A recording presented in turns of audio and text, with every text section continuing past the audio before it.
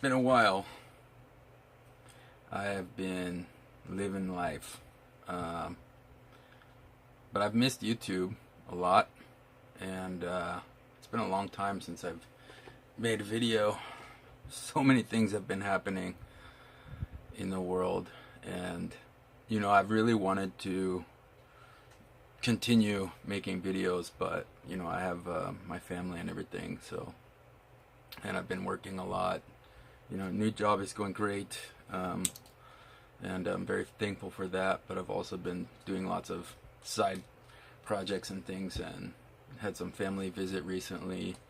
Just a whole lot going on, so just haven't had time for YouTube. But I've been continuing to stack, and also made some sales. So yeah, I'm still, I haven't given up on anything, including YouTube, and I think I'm about ready to get back into making videos. But a while back, when I left my previous job that I'd been at for a while, I talked about taking the channel into a different direction. But I wanted to be very careful about that, because I know that I've cultivated an audience, and a lot of people are very loyal, and I appreciate that. You can watch whoever you want, but a lot of people have stuck by me and supported me, and I really do appreciate that. And I've made some really good friends, like genuine people that I hope to meet in real life someday, and I keep in touch with those people very regularly, very often. And yeah, I really wanted to carefully consider about how I take the channel into a different direction. I was doing the Silver Cast with Silver Conundrum, and both of us the time difference is so huge, and we're both just extremely busy and working irregular hours and things like that. So we haven't had a chance to have a guest on in a while, but I'm not giving up on that either. And if I can interview somebody, by myself, then I'd be happy to do that. So anybody interested in coming on and having a discussion, especially about, I'm going to get into where I'm taking the channel in a moment here, but I'd be happy to talk to anybody who's willing to talk. I always have interesting conversations on there, and I'd be happy to start that. But I also had the weekly Restack show, which was kind of like a straight up news show. I didn't give any opinions. I just ran through some of the major global and economic events. And that was kind of like me sort of testing out the waters of taking the channel in a different direction. I got a lot of support from that show, and I really miss making it, and I really wish I could have continued it, because obviously the whole Ukraine-Russia war situation, I've been following that very carefully. And for those of you who don't know, I have a degree in international studies, and I specialized in history and political economics, political science, and I specialize in the region of East Asia, but I also studied a lot about Europe and the United States as well. And I'm just generally have always been interested in foreign affairs, history, and politics and economics. So it's something I breathe. I read the news every day, multiple sources. I'm just super into it. So I don't claim to be some sort of like groundbreaking expert or to know it all or anything like that, but I probably would, say that I'm maybe a little bit more well read up, or knowledgeable about certain things, than your average person.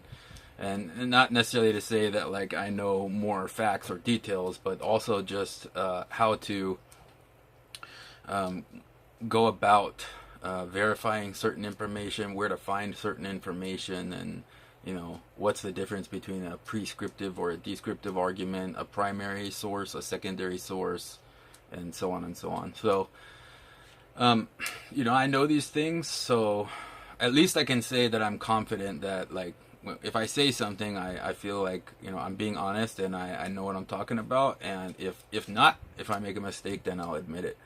So yeah, I really wish I could have kept those things going on. I mean, I covered about like Putin, you know, decoupling from the dollar. Hello, Neophyte Stacker. Good morning to you.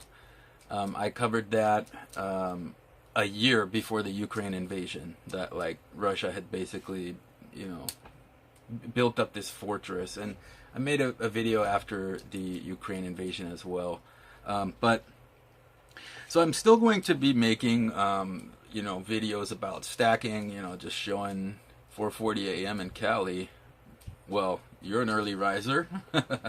It's 8:40 p.m. here on Friday. So, but yeah, good morning.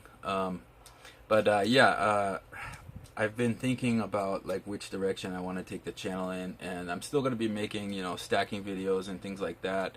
I'm not going to have time, at least for now, to make the weekly restack videos. Those things take a lot of time because, hi Anna, because I had to pull up all the charts and everything, like, you know, all the news stories and show my sources and things like that, because I'm just some guy on the internet. So I want to show people that like I'm trying to verify what I'm saying, but I don't have time for making that kind of show at the moment. So perhaps in the future I will, but we'll see.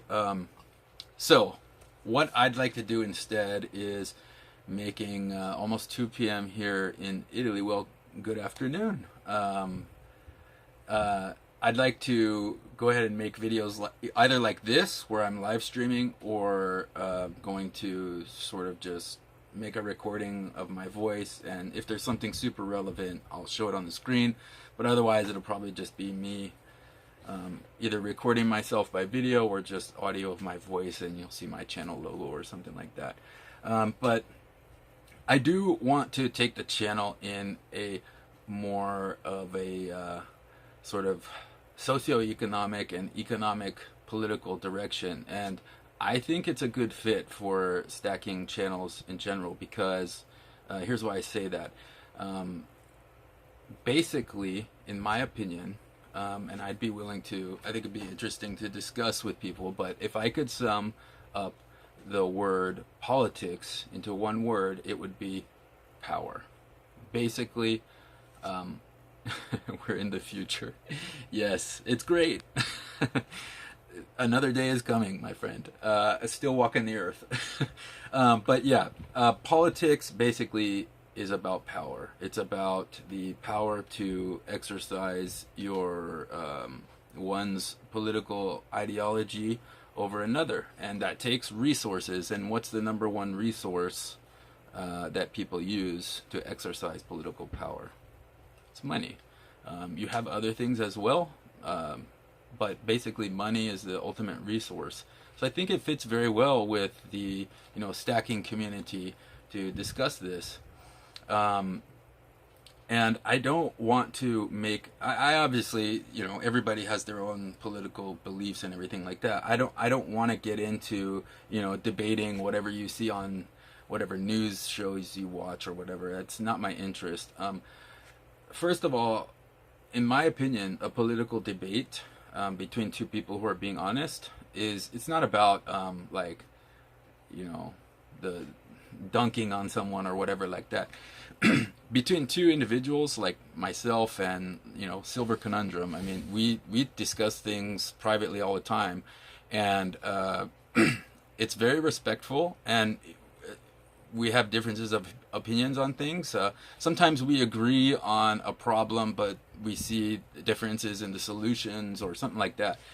But the point about debate is it's an opportunity to expand your perspective on things by talking to other people who you disagree with, because you don't really need to speak to the people who you agree with, right? Because you already agree. So, you know, I think that there's a lot of division right now, not just in the United States, but throughout the world.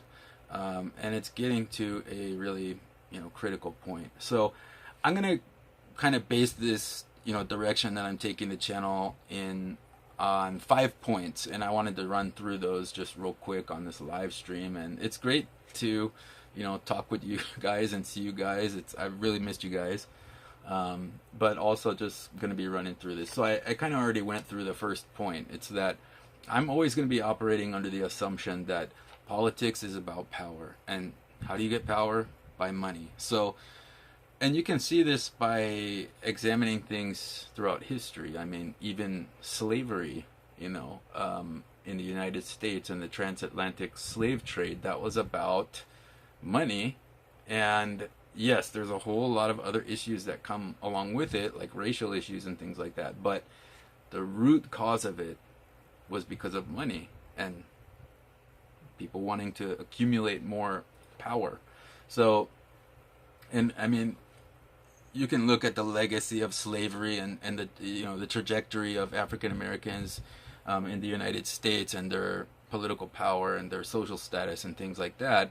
And I mean, it all kind of traces back to the transatlantic slave trade. So, that has a big deal. It's not as far away as we think, I mean, my parents were born into a segregated society, legally segregated, and my grandparents, I mean, it was even, more segregated. I mean, but the point I'm trying to make here is that if there's a political issue that you want to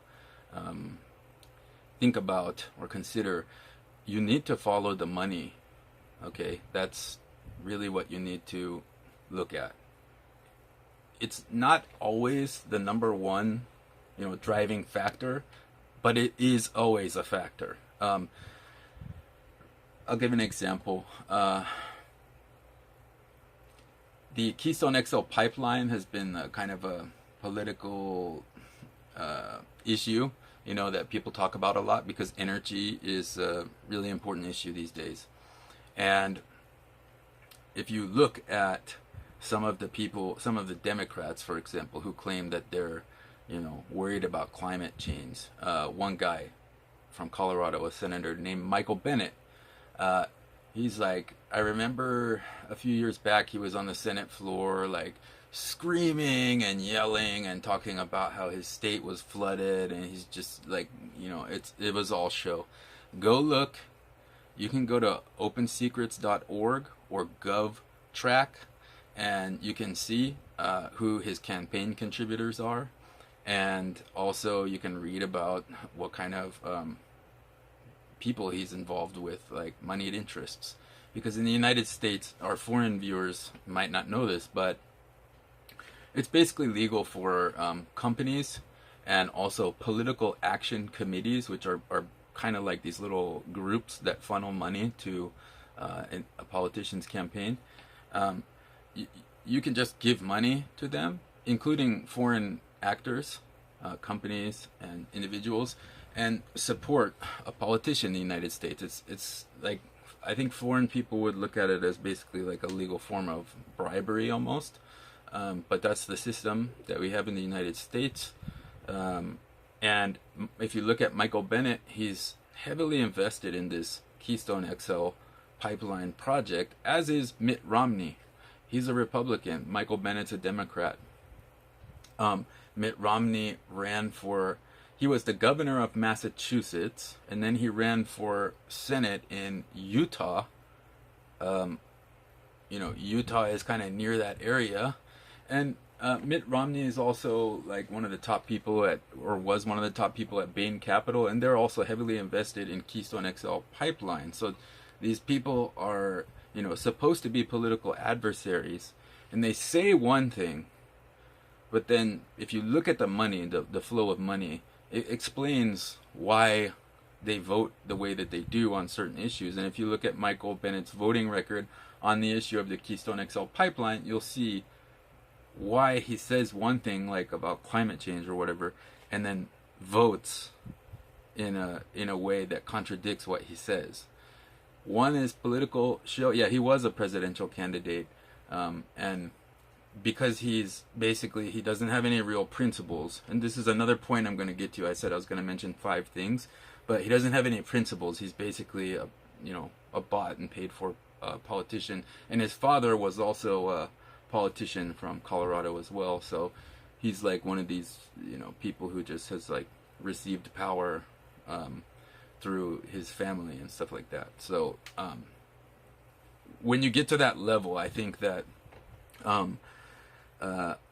basically your only objective is to acquire more money and power and status and influence, because like what else is there for you to do, and I mean I don't want to make it sound like I'm necessarily attacking them. Like I really don't like them, and I think that they're public servants, but they're serving their interests. And I mean, you do need to, as a politician, protect your power, but they're doing it to accumulate more and more wealth, basically, for themselves. Another great example is, Kyrsten Sinema from Arizona. She's a Democrat, and when she was campaigning, if you go back and look at her campaign ads, she was talking about, how she wants to she's going to fight to lower the prescription drugs and blah, blah, blah, blah, blah. But then, whether you support it or you don't support it, Biden's like Build Back Better plan, she was one of the main people who opposed it because of they were trying to get the ability for the government to negotiate prescription drug prices with Social Security and Medicare and Medicaid, and she was taking money from pharmaceutical industry, including in Europe, by the way, not even just in the United States. They get paid for these speeches. Like, they go and give a speech, but they get like $500,000. It's like, wonder what you said. But so she say one thing when she's campaigning, and then when she gets elected, she's like one of the main people who's like doing exactly the opposite of what she said. So that kind of gets me to another point, which is that I think, and this is something I'm going to continue to talk about because I don't really hear that many people saying it, and a lot of discussions are based on the opposite of what I'm about to say, which is, do not believe or support or like attach your personal political beliefs or your identity to a politician or to a political party. Don't. Okay? You should have political policies that you believe in, policy goals, right, that you want. This isn't complicated stuff, by the way, right? Like, if you want to protect the Second Amendment or whatever, that's your policy objective. If you want to try to get like universal health insurance for every American citizen, that's a policy objective. That's the kind of thing that you should believe in. And then you have to find and support politicians who also support your policy objective. And of course, in order to have those policy objectives, you need political principles. So like, what's the point of government? I know that in the stacking community, myself included, there's a lot of people who are very mistrustful of big government and big corporations because they have, all the institutional power. And, in some cases, it's like, I compare what goes on in foreign countries to the United States sometimes, and there's differences. I mean, sometimes in the United States, it feels like citizens have like basically no power to affect political change, but then in other instances, it's the opposite. So, but basically, you need to have some principles that you believe in. Like I said, we all mistrust the government and these giant corporations, and I think that's a good thing. You should be skeptical of people who are holding power, especially politicians who are meant to serve the interests of the people. You should be skeptical of them. But there's this attitude that, has basically Reagan kind of started it, which is like, the government's not the solution, or it's not the answer, it's the problem, or whatever. Okay, but like we still need to have a government, and we still need one that functions, and we're all paying taxes, and actually, as a percentage of your, if you're a working class person, then as a percentage of your, income and your net worth, you're paying a way higher percentage than Elon Musk or whoever, even though he complains on Twitter or whatever about how much he pays in taxes. He's also getting a lot of tax breaks and a lot of subsidies, and a lot of his net worth is not from his income. So, yeah, it's in your own interest to have principles about why you think the government needs to exist, and what its role should be and how it should function, and that's like an idea, right? Your personal idea. Why does the government exist? Why do we need it? What do I want it to do? What do I want it to not do?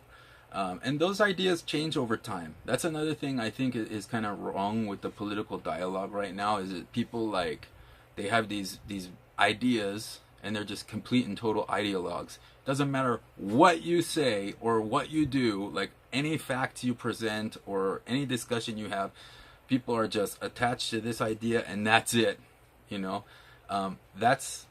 It's good to have your principles, your political principles, but it's not good to be inflexible and rigid about it, because things change, conditions change.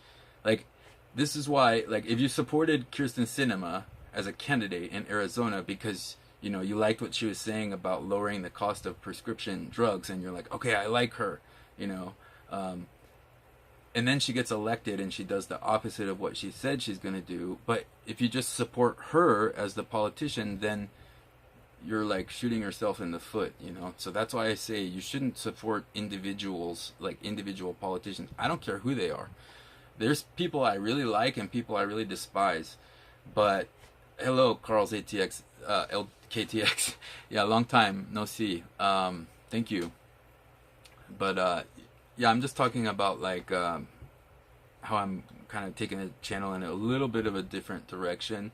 It's not really a different direction. I'm just opening up a new kind of avenue of things I'm going to be discussing. So, yeah, like conditions change, politicians change their beliefs, and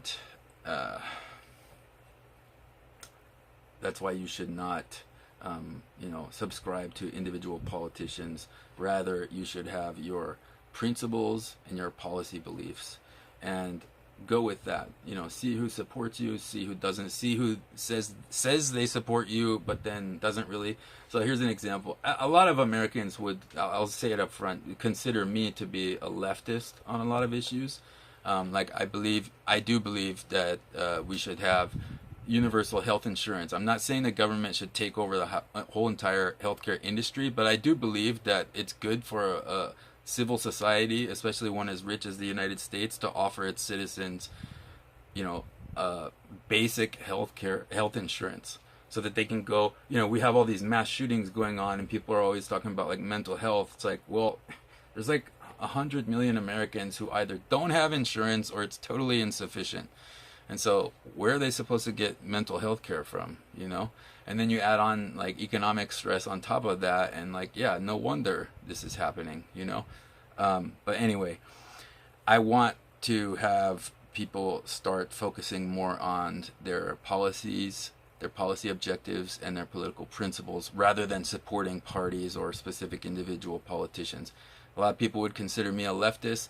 I think that AOC, she says a lot of things that I agree with, but when it comes down to actually doing stuff, I think she's totally ineffective. So even though she says a lot of things that I like, she doesn't do a lot of things that I like. So therefore, I don't really support her as a politician. So there's an example of like how you can really sort through and sift through what seems like a confusing subject. It's not that confusing. Follow the money, and then hold politicians accountable. Also, another thing I want to say is, there's issues that you might feel. This is the kind of the fourth thing, and I'll go through and recap my list at the end here. But there's issues that we think don't really affect us, but they do. We're a country, and we're citizens of the same nation, And so what affects one person over there affects you. I think, COVID was a perfect example of that. And regardless of your feelings on that, like whether you think the government handled it right, whether you think it's real, whether you think it came from China, whatever, there's no denying that it's had a huge impact. So something, whether you like it or not, that you think doesn't really affect you, it does. And so like we need to listen to each other and figure out how to move forward. We don't need to like think back on like, well, we have to go back to this or that or whatever. We have to think about how do we move forward under the current circumstances. Sometimes there might be something that worked in the past that could work very well for going forward. Sometimes not. Sometimes we need a new solution. I told you that I talk with other stackers a lot, and on the gun issue, particularly the shooting that happened in Chicago, there was basically a failure. The kid, like basically should have been flagged. He shouldn't have been able to buy weapons. He should have been flagged and not been able to get those weapons. But because the police failed to properly do the paperwork, he was able to buy weapons. So I was saying, what if we let private companies handle the administration of processing, firearms licenses? And what if we treat it a little bit like a credit card? Like a credit card. Like you don't just get a credit card and they give you a $10,000 limit on it. You got to kind of show that you're trustworthy with it and build up some credit. So maybe you shouldn't be able to just go buy an AR-15 as your first gun. I'm not saying we should get rid of AR-15s. I believe in the Second Amendment, but I'm saying maybe we should start with like a less powerful weapon and let people prove themselves a little bit, So these are just discussions that, rather than demonizing each other and trying to make the other person look bad, or, oh no, I don't agree with that, that's it, I don't want to hear anything you have to say. If everyone has that attitude, then the country is not going to be heading for a very good place, I can tell you that. And like I said, you might not think it affects you now, it will. And then the last thing it kind of gets to that point right there that I just made is like, be humble when you have these discussions, be respectful and be honest and think about yourself. It's not selfish to think about yourself when it comes to socioeconomics, but also you have to think, I fit into this equation with other people. My socioeconomic interests, how are they linked with others?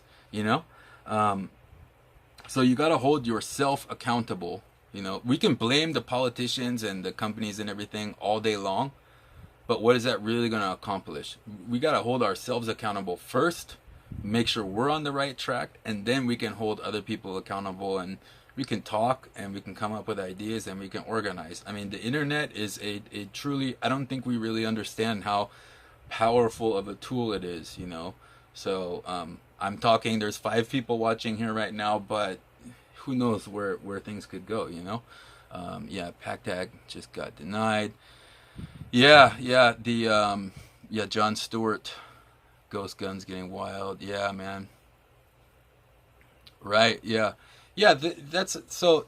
If you, like I said, if you follow the money, you brought up that PACT Act thing with it's got to do with the healthcare of our veterans. By the way, my whole entire family is all military. I never served in the military, but I take veterans affairs very seriously because of that.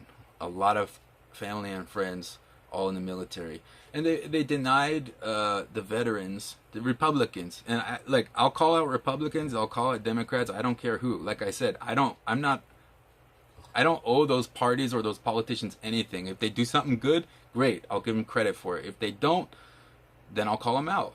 But like you said, Neophyte Stacker, John Stewart has kind of been fighting for 9/11, the first responders, and then the military veterans. And like I said, follow the money. What happened was, if you've seen the news recently, Chuck Schumer and Joe Manchin came out with this, it's kind of like a watered down version of Joe Biden's Build Back Better plan.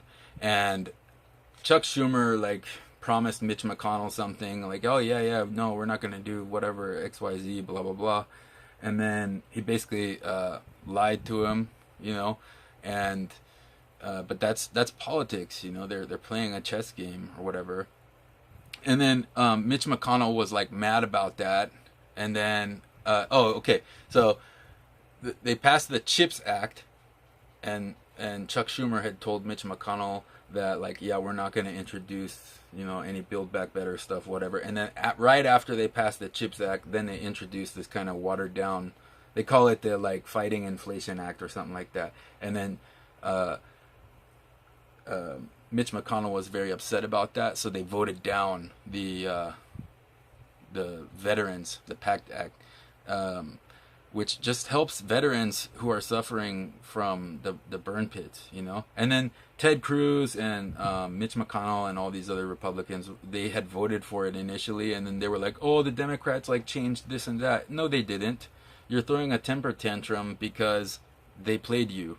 I mean, how many times has Mitch McConnell said he's going to do something and then did the opposite? That's politics. Like, you play the game. But I'm not saying it has to be all clean and nice and honest and everything like that, but, like, I do think that we have to hold them accountable, and I'm encouraged to see Neophyte Stacker that you, like, point that out, and I think, like I said, just follow the money. So let me just recap this real quick. Okay, the first point is understanding that politics is power, and that in order to get power, you need money. So that's like the root that you kind of always, the default, you always have to go back and at least check that. I'm not saying it's always the determinant factor, but you have to check where's the money in this situation. That's how you get oriented for any, like, political issue. Okay, number two is like, basically, I think I maybe failed to mention this one, but checking your sources and, like, finding people who you can rely on and trust. CNN, Fox, MSNBC, basically I look at those networks as, like, 95% just, like, drama and, like, tabloid talk show news. Like, they're competing with online. They're just part of the old establishment. They don't know what they're doing. Anyway, they're not a reliable source of information. They have, like, way too much opinion and bias, and, like, they're also out of touch. They're all rich. I see Tucker Carlson on Fox trying to talk about, like, working class issues of people, and he might say some stuff that I agree with, but he's a millionaire and he comes from, like, a rich family. He doesn't know what's going on. And CNN, I saw, like, Aaron Rodgers from the Green Bay Packers. He came to training camp dressed like that dude from Nicolas Cage from that movie Con Air. And they're like, "Oh, wonder why he did that." It's like, you guys are out of touch, man. Like, the NFL, the football players, they always show up to training camp, like, dressed as somebody, or in some, like, Antonio Brown came in, like, a helicopter one time. They always do that. And they're like, "Oh, wonder why he did it." It's like, you're not a normal person. It's like when George W. Bush, or H.W. Bush, the dad, he, like, was it him? I don't remember who it was, but they, like, didn't know how to, like, scan a carton of milk at the grocery store. It's like, they can't relate to us, because they're just on a they have different experiences in life, different socioeconomic interests, and that's fine. I'm not trying to, like, demonize them for that, but I'm just saying they're not a reliable source of information. So I suggest you guys read Reuters or Associated Press. Those are very reliable sources. Okay, so number one, politics is power and money equals power. So this really fits in very well with the stacking community stuff. And people are already really political in the stacking community anyway. Number two, everybody talks, but know your sources. Like I said, Reuters is, like, a really good one. And I'm not saying, like, CNN is banned or fake news or whatever. You can look at it, but just understand the difference between fact and opinion, and check multiple sources. Number three, maybe this should be number one, I don't know, but believe in policy and principles, not parties and politicians. That's really important one. Number four, things that you think might not affect you will end up eventually affecting you in some way or another.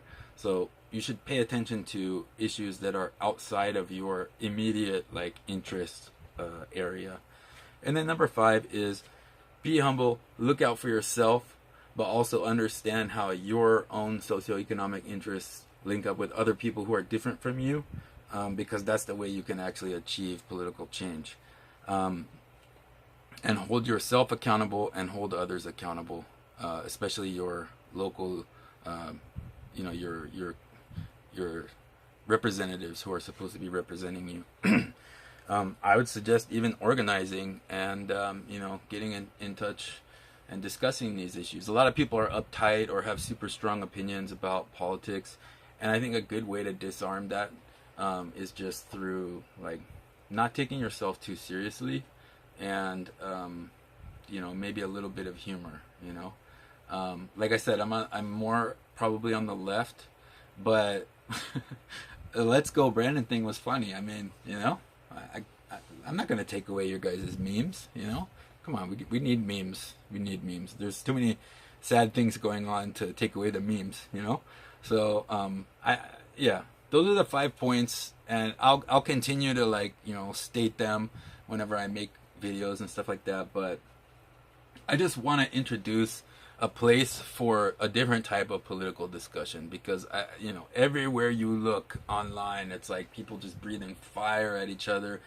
blaming somebody, and that doesn't really accomplish anything. I think we need more productive political discussions and more, you know, enlightened ones that can be, you know, had again and again, you know. And it doesn't mean I'm always going to have nice things to say. There's a lot of people that I can't stand, you know. But, yeah, I mean, that's kind of the way it's going to go. I'll also talk about independent places where you can go to get a certain perspective on things. And I'll also talk about places where I think they're total trash. And there are a lot. And especially the ones on the left annoy me very much, because I'm on the left and I want to hold my side accountable, you know. I don't want people on the left being dishonest or being ignorant about things or being ideologues, you know. So I'll probably, I don't want to say that I'll hold people on the left more accountable than people on the right, but like, it personally bothers me more when I see that. So I mean, yeah, that's basically where I'm planning on taking this channel. I'm not really in it to like disrespect anybody, but I'm also not gonna sugarcoat things. And if there's other content creators in this space who say stuff or do stuff that I disagree with, or, you know, whatever, or agree with or whatever, I'll talk about it honestly. That's the one thing you can always count on from me, is that, excuse me, I'm honest. You know, if I make a mistake or if I don't know something or whatever, I'll tell you, you know. And I'm just saying it from my point of view and my perspective. So that's what that is, you know. So yeah, I mean, it was great to see some of you guys and interact with some of you guys. And hey, if you're not feeling it and you want to unsubscribe, I totally get that, you know, no hard feelings. But I think there's a lot of serious things going on right now in the United States and around the world, and I think it's worth it to take the time to have discussions and know where you stand on these issues and on any issue, without receiving information from a source and then determining how you think about it, you know. I mean, we're all influenced by one thing or another, but I don't know, there's people want to like toe the party line too much, I think, you know.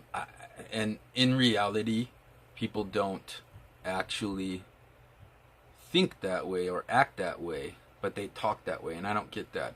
I'll give you two perfect examples right now. In the 2020 election, Florida elected Ron DeSantis, who's really conservative, but they also voted to raise the minimum wage. So, and the Republicans don't want to raise the minimum wage right now. So those are two conflicting ideas from the same voter bloc. And another one more recently was in Kansas. Deeply red state. Like, Trump took that state by like 12 points or 15 points or something like that. Like, super red state. Like, totally conservative. And not only did It wasn't like some counties or it was like a narrow margin. No, it was like overwhelming. Almost a million people came out to vote, and they overwhelmingly voted to protect the abortion in that state, access to, have an abortion. Um, and that's a super, super conservative state, and um, they're like very, very like traditional and religious and stuff like that too. So obviously not the whole state, but as a voting bloc they are. So again, two seemingly contradictory things, but a lot of people, if you ask them, would say something else, or they say they support this person or that person, but then when they actually vote, I mean, Sam Brownback, I think that's his name. He was a senator, I think, from Kansas, or the governor or something. And like under Trump, I think it was, he was like the religious, spiritual czar or something like that. You look it up. From Kansas, and then they voted to, protect the abortion rights. So, Neophyte Stacker says, "I'm convinced DeSantis is going to be the next president." I think that he's definitely going to probably be a huge contender. As soon as he got elected, I have some Stacker friends who live in Florida, and I was like, this guy is like no joke. But the thing that worries me about him, I don't know. I think he probably will take the Republican nomination. We'll see. Like, it's going to be a big battle between him and Trump, because I don't think Trump is the type to like lay down and just be like, oh, okay, they don't like me anymore, you go ahead, DeSantis. I don't think that's going to happen. So we'll see. It could be a huge battle. There's a lot of talk about that right now, actually, but we'll see how people actually vote. But anyway, he's going to be a major contender. The thing that worries me about him is you have Stacker friends that live in Florida. Hello, sir. Fish, good to see you, sir. Yeah, like, the thing, I think I'm not going to get into the Ron DeSantis thing. I would rather get into that another time. But I'll just say this. The thing that worries me about him is that he's pretty heavy-handed when it comes to the government. I mean, I consider myself to be a sort of left-leaning libertarian. I'm believe in civil liberties and individual liberties, but I think that the government should function to protect those liberties and provide some very basic things so that we can have a functioning civil society that runs, where we don't have people who are like going bankrupt over medical bills, or they can't go to the doctor or whatever, things like that. In case you can't tell, like, my number one policy goal is like has to do with health insurance. But anyways, yeah, I believe that we should preserve individual liberty against the heavy hand of the state, and I think also against companies. But I think that from what I've seen, Ron DeSantis's style of governing is very heavy-handed. He's like suspended all kinds of people. He's passed all these laws, and like the whole like don't say gay bill, as they call it. I mean, to me that seemed like just a big virtue signal, like to like show the Republican base, like, that he's like not scared and he's a fighter and stuff like that. But it seemed like a waste a little bit to me. I mean, I'll be straight up with you guys. I was a victim of sexual abuse when I was a child. Not to get too deep here, but and then obviously I have 3 kids, so I take that extremely seriously. There's no lower scum in the earth than somebody who hurts children, in my opinion. So there's no way I'm gonna go for that. And if I ever heard of a teacher like acting inappropriately or something like that, I'm not going for it. But I'll also say this: I think that just because somebody is like gay or whatever, like, I don't think that necessarily has to be like hidden or whatever. I mean, like, if they keep talking about it or whatever, then that's maybe a little bit weird. But like, there's Facebook, like the kids can find it out if they want to. But like, I don't know. Like, I think in Florida, the parents already have the right to take their kid out of any kind of like sex education class from K through 6. And I don't believe that those topics really come up other than in those types of classes. Maybe if you're talking about like some kind of like civil liberties or equal rights or something like that, but in that case, you won't just be focusing only on the gays, you know? Like you're talking about all kinds of minorities and people who are like have less power traditionally in society. So I didn't get that bill, you know. Honestly, I felt like it's just kind of a virtue signal, as they say, which is like, you know, showing to your political base that, oh, it's like you're giving them red meat, you know? And I can't stand that, honestly, because there's real problems going on right now. I feel like in the Republican playbook, they were focusing on critical race theory in schools, and like it seemed like people weren't really buying that, or they didn't really care about that much, so they like pivoted away from that and started talking about the gay and transgender issues and stuff like that. And like it worked. It landed a lot better than the critical race theory thing. But like, I don't know, man. In my opinion, that's not as high up on my list of priorities as like getting people health care and, you know, dealing with the economic problems that we have, and, you know, some other issues. So but whatever, you know, we'll see how it plays out in the next election. But that's gonna be a very interesting one to watch, by the way. But yeah, I mean, I don't know if Ron DeSantis will be the next president. I think he's pretty heavy-handed when it comes, and there's a few other things about him that I don't really like that much, but he's definitely an effective political operative. And I mean, I would not be surprised if he takes the nomination. So yeah, what's more interesting is what the Democrats are going to do, because I don't think a lot of people want Joe Biden to run again. And he said he wouldn't before he was elected, and then after he was elected, he said he would seek another term. So, and then like Joe Manchin was on, you know, some Sunday talk shows the other day, and like he wouldn't say whether or not he supports Joe Biden running for a second term. And Kamala Harris is, nobody likes her. I don't even think she likes herself. So, and she's like, oh my goodness, man, she's like a total train wreck. Boy, talk about being heavy-handed and authoritarian. Like, I don't know if you guys know, but she used to be the attorney general in San Francisco and then for the state of California. And she sent out a letter to parents living in the Bay Area and said, if your children are truant, you'll go to jail. That is insane. I mean, that's some... I think a lot of people tend to exaggerate government tyranny in the United States. There are some real serious issues about it, but like, wow, you're gonna go to jail if your kid is... And then there's like this story about this girl, her mom was in the hospital, she had to like take care of her mom, so like she couldn't be in school or whatever, and like, it's a total nightmare. Insane.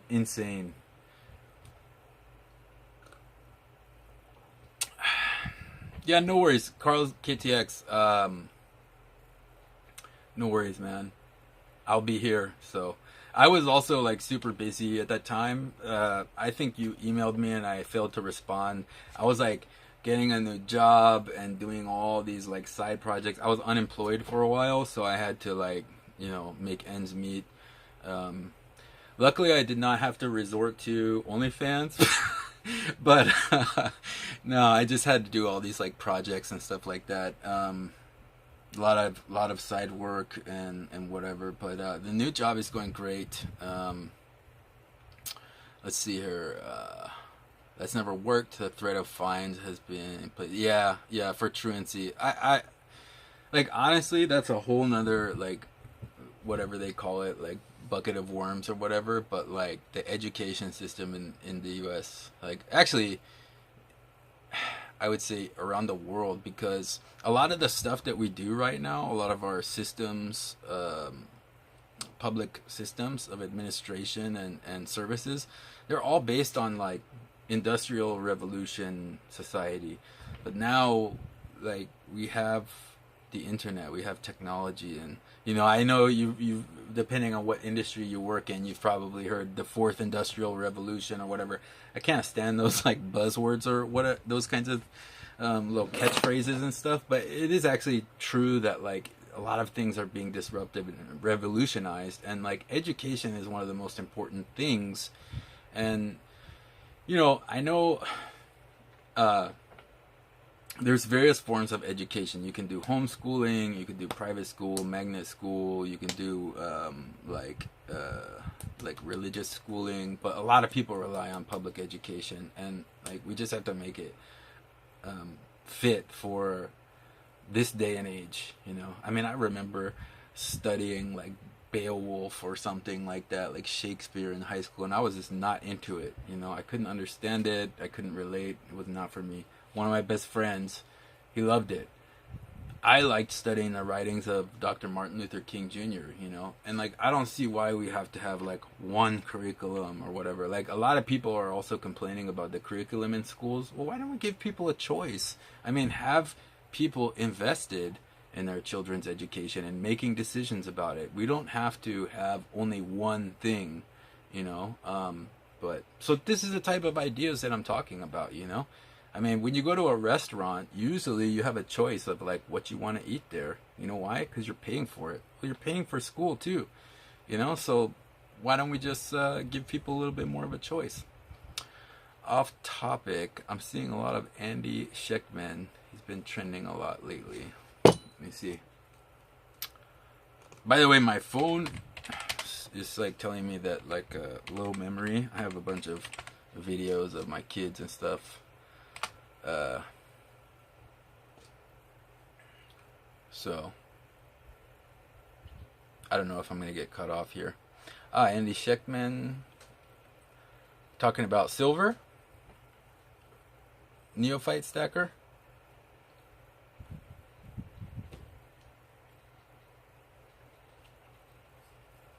By the way, the silver price, not too bad, right? Recently. I did pick up the Perth Mint Dragon coin bar, the gold and the silver.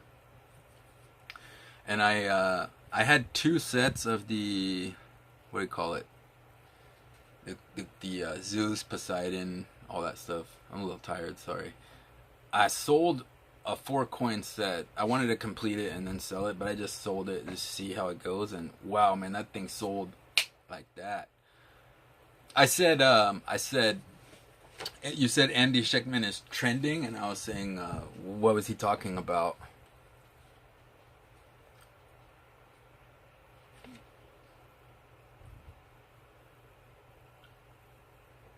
Why is he trending? I did a little search, but mostly I see stuff about the dollar. Let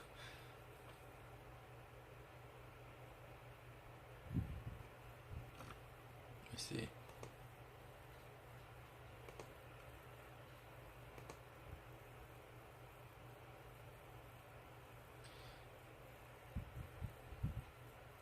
By the way, to get back onto the banks are buying all the silver. His order to fill a billionaire's $50 million purchase. Wow, I haven't actually seen that. But that's very interesting. What I have seen recently, I think I posted in the community tab about it, is the government. I scored 40 ounces at $20 an ounce during the dip. Nice, very nice. I saw that. I think I posted in the community tab about it. Like, beware. Gold stackers should be aware of about the good delivery list. They're basically like banning Russian gold and reserves from Russia. So it's just something to be aware of and have on your radar, because it could, usually gold and silver, like, they move along steadily, and then there's like a big move or something. There's this like big pop, usually up. And I feel like this is something that could let that happen. I'm not going to say for sure, but like it's definitely something to be aware of, you know. If you're like thinking about when to make the next purchase or something like that, you definitely have that on your radar. Or if you're thinking about selling some or whatever, you know, that's something you have to pay attention to. I look every day at what kind of economic updates there are going on with the whole Russia situation, as well as China, you know, because whatever they do right now seems to have like some really big, huge effect in the grain price, the price of energy, precious metal market, and so on. So it's definitely worth paying attention to. Um, yeah.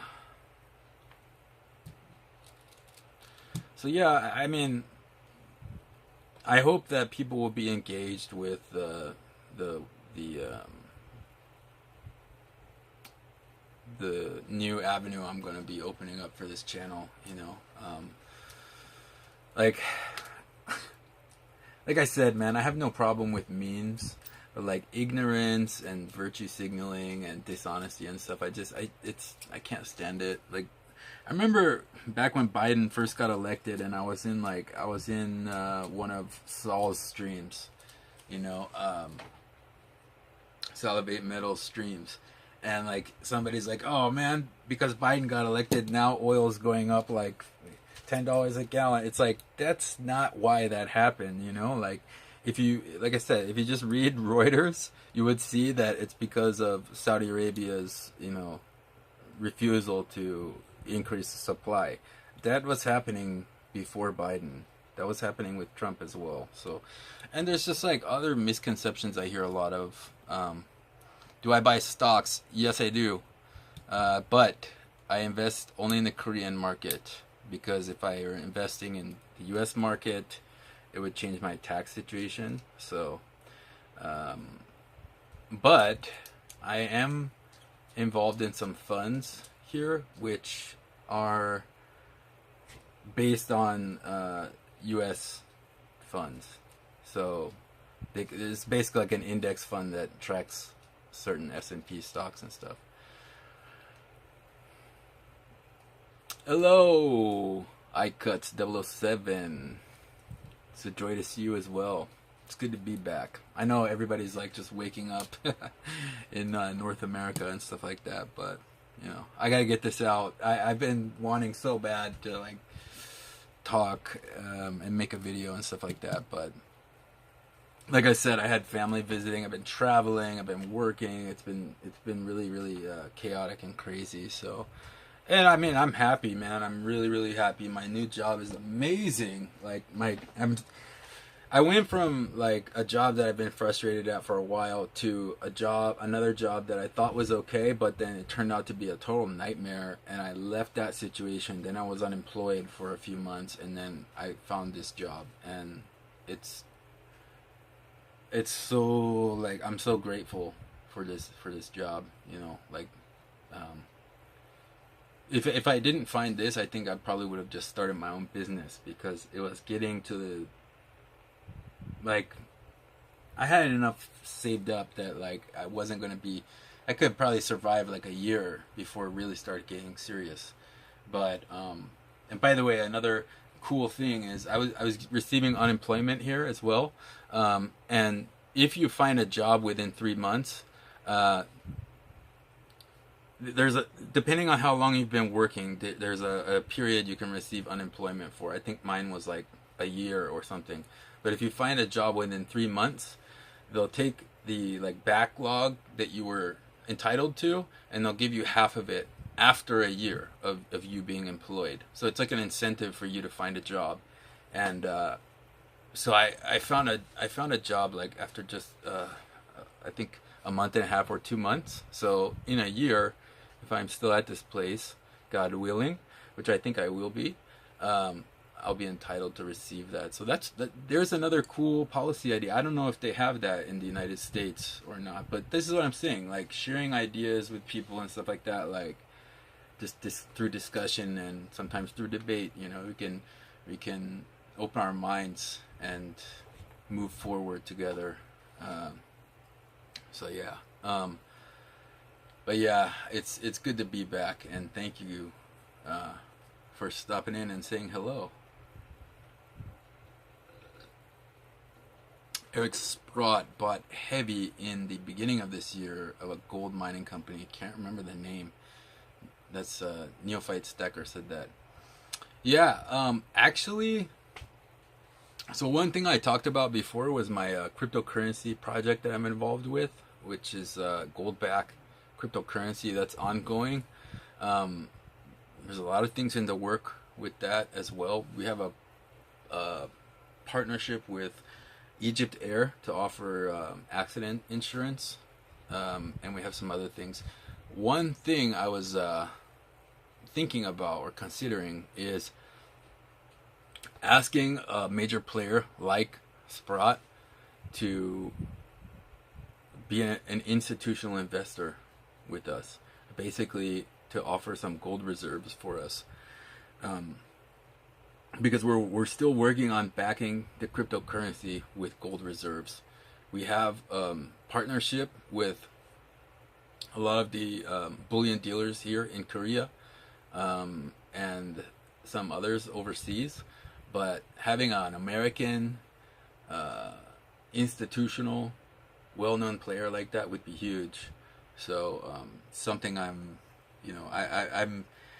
learning. This is a learning process for me as well. So but yeah, I think looking at what Eric Sprott does is big. I am invested in a Korean company which isn't a necessarily a mining company, but they are a materials provider, and they do also provide like uh, iron, iron ore, and precious metals. It's called Core Zinc. Um, and that's been going very well this year so far. So it's not really a mining company. The stocks I'm mostly invested in are, um, uh, it's kind of like a few different areas, but um, I'm invested in uh, semiconductors. So there's Samsung Electronics and SK Hynix, which are the big ones here. I'm invested in electronic vehicle battery providers, as well as companies that provide them with raw materials. So there's LG Energy Solutions. They have contracts with a lot of Korean automakers, as well as automakers in the U.S. There's SK On, which is a subsidiary of SK Innovation. Um, they're building a second plant in, I think, Georgia or Tennessee. They're investing a lot of money in the United States, actually. Something I give Biden a little bit of credit for. The chairman of the Korean Chamber of Commerce said that they're investing like some crazy high number, like $55 billion or something like that, in the United States semiconductor industry and electronic vehicle battery industry. So it's going to be huge. Let me tell you, folks. I'm also invested in logistics and shipping, and I got invested in that before COVID-19, and it's probably like one of my most profitable parts of my portfolio right now. And it pays really good dividends, so I love that. Let me see what else. Defense. That's also something I've been invested in, Korean defense companies. And recently, they announced like some huge deal with Poland to provide missiles and tanks. And all my defense stocks went crazy after that. What else do I have there? I don't have any pharmaceutical stuff. I have some tech companies, like not like software stuff as well. There's a couple of companies here. Naver is one. They're a huge company here, and then Kakao is another. You can look them up. They're really big. They have like BlackRock and all the major U.S. companies and stuff invested in them. What else do I have? Financials. Yeah, I have a lot of like investments, securities, and banks in my portfolio as well. That's going to be good because they're raising interest rates. And there's this whole talk of inflation, but look, man, the way that inflation affects you and I is totally different than the way it affects the corporations. Why is it that like we have these record high prices for oil and gas and food and stuff like that, but they're making record high profits? It's good to be invested in those companies. The inflation bites a little bit less, if you can hang on. Yeah, so I'm invested in financial industry as well. And what else? I have, like I said, some index funds that track S&P 500 high-yielding dividend stocks. I'm also invested in some real estate trusts. Real estate is a crazy thing here in Korea, and there's opportunity to make money there. And there's two, it's a good one for the U.S. as well. I think there's two main areas you can look at if you're interested. I don't know, you guys probably heard of REITs, REIT, real estate in trust. There's basically two kinds you can look at. There's the housing market ones, and then there's the the business ones. So for example, there's a company called Duke Realty, and they're basically like the realtor for Amazon. Amazon, all their fulfillment centers are their real estate deals are handled by Duke Realty. And there's like REITs that are only for that type of business, like fulfillment centers and stuff like that. The only thing I would say about that kind of thing, where you're like kind of concentrating your investment into one very specific area, is just be careful. Like in Ireland, I saw this on MS or on CNBC. Sorry, but they were saying that a lot of airplanes are not actually owned by the airlines that operate them. They're leased to them. And in Ireland, that was like a really big thing. And they had like some crazy high number of airplanes leased to Russia. And that hasn't been going so well recently. So, just be careful. That's all I'm saying. I'm not giving any financial advice. I'm just saying what's in my portfolio. So, yeah. I've been looking at some insurance stocks as well recently, and there's a big, huge conglomerate here called Postco. I was with them for a long time, and then they separated their like core industry and created a holdings company, and I didn't like that, so I got out. But we'll see. I'm gonna see how it goes for a while before I decide to get back in or not. Have you looked into A-Mark precious metal stock? No, because here's the thing. I don't like buying stocks that are too closely related to precious metals, because I feel like it kind of, for me, it kind of defeats the purpose a little bit. My precious metals are a part of my portfolio that are safe. I look at it as like safe, secure for the super long term, and then stocks are slightly more risky. I'm not doing anything crazy like, I don't know if you guys remember Juice Stacker. Like, he would talk about all these like, I mean, I'm not saying he was crazy. I'm saying he was like really intelligent, and he would do like options and call options. I don't do that stuff. I just find companies I like and then invest in them. So I want to like kind of diversify and invest in areas of the economy that I wouldn't otherwise have access to. For example, real estate, or semiconductors or whatever. Precious metals, I just want the physical thing, basically. Like, I do have the crypto, but as far as like investing in the stock market and those things, I don't. But I'd love more stackers to research and dig into A-Mark and voice their opinion on it. Premiums blew up, so did their stock price. Yeah, I mean,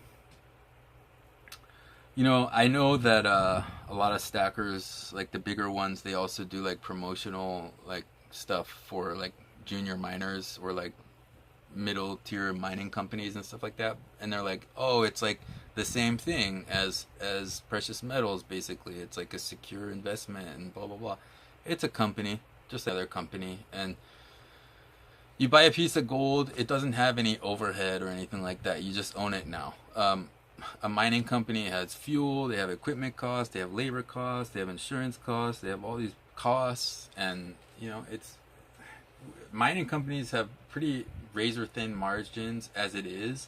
And I did a video like all the way back at the end of 2019, right before COVID hit, and I said that like I think that the prospects for precious metals are good because if you look at what's going on in the mining industry, the bigger miners are they don't even think that it's worth it right now to go out and explore for new new mines. They think it's more worth it to basically buy up smaller companies and do M&As, and that's because the cost of exploring and setting up a mine and the process and everything that takes, it takes a really long time and a lot of like money to do that, and they're finding less and less. So I don't know, I think it's kind of defeats, like I understand that stackers might want to get involved in stocks, and they might want to get into something that they're kind of familiar with and go for junior miners and that, and maybe it works out, but for me it's just not, it doesn't make sense to me, because you're taking something that's really safe and secure and then you're getting into the same industry and field into something that has risk attached to it, especially for the smaller miners and stuff like that. So there's you mentioned Andy Sheckman. There's a YouTube channel that I've seen him on, I think before. It's called Mining Research, I think. Anyway, what is it called? Now I'm going crazy. Let me see. It's a really good resource of information. They interview, like especially if you're a stacker who wants to invest in mining companies, then it would be a great channel to look at. Hold on one second.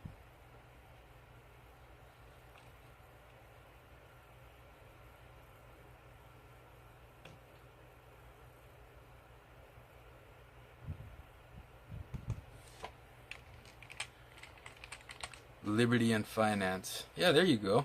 That's what I should have called this video.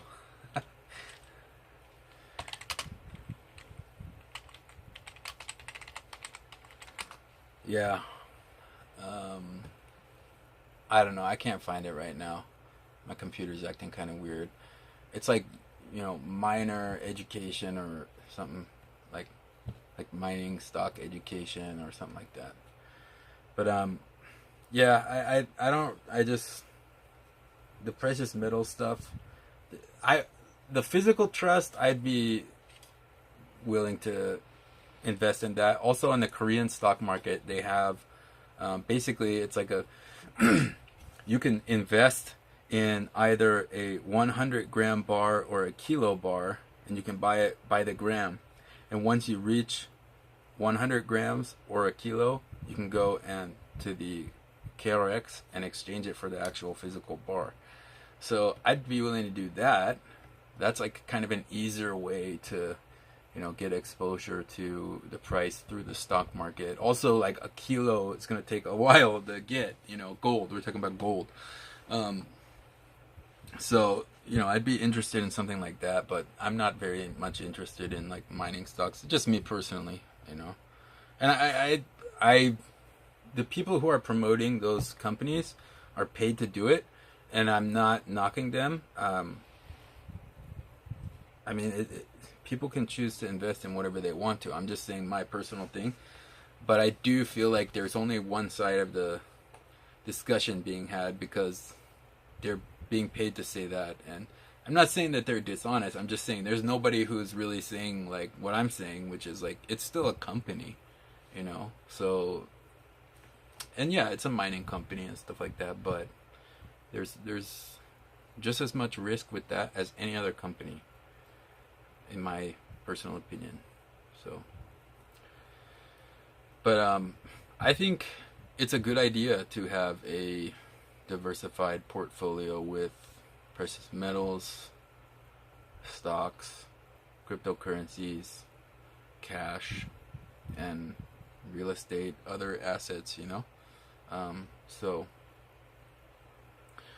I would highly encourage that.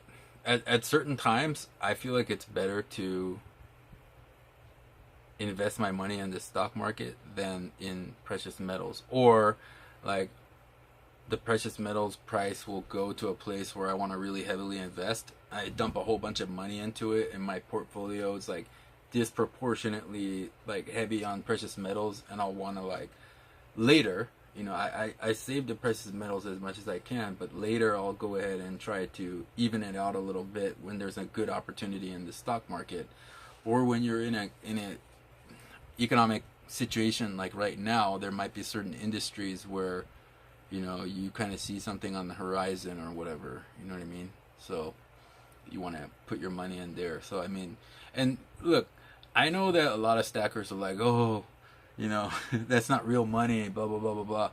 I know, but like the thing is, you need to change your fiat into precious metals, right? So if there's a way that you can like legally work with price arbitrage or receive dividends or whatever the case may be, get some fiat and exchange that for precious metals, why wouldn't you do that, you know?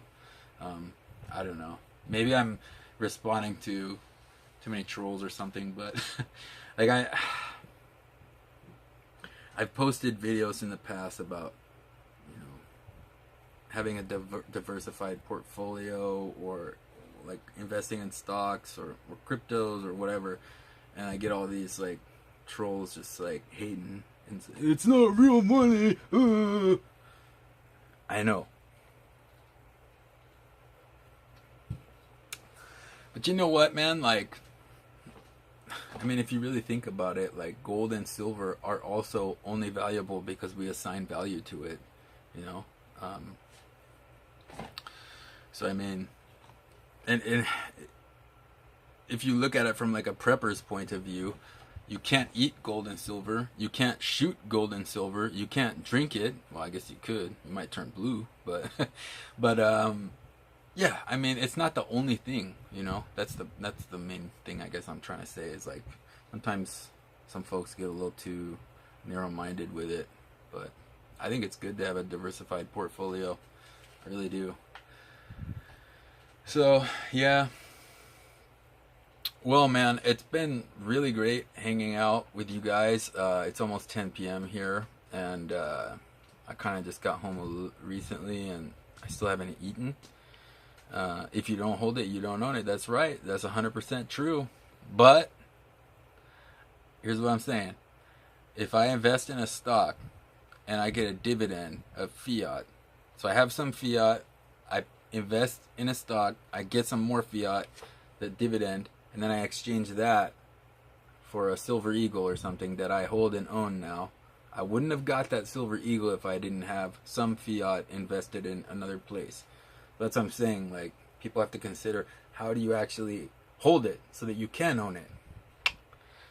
So, yeah, with that being said, but I 100% agree. If you don't hold it, you don't own it. And I think some people just like repeat that mantra and like not really realizing that like that's the truth, but it's not the whole truth. Let's say that, because there's other ways that you can get to hold that coin, that beautiful coin. Matter of fact, let's take a look at one right now. This is a stacking channel, right? So, you mean like this? Yeah.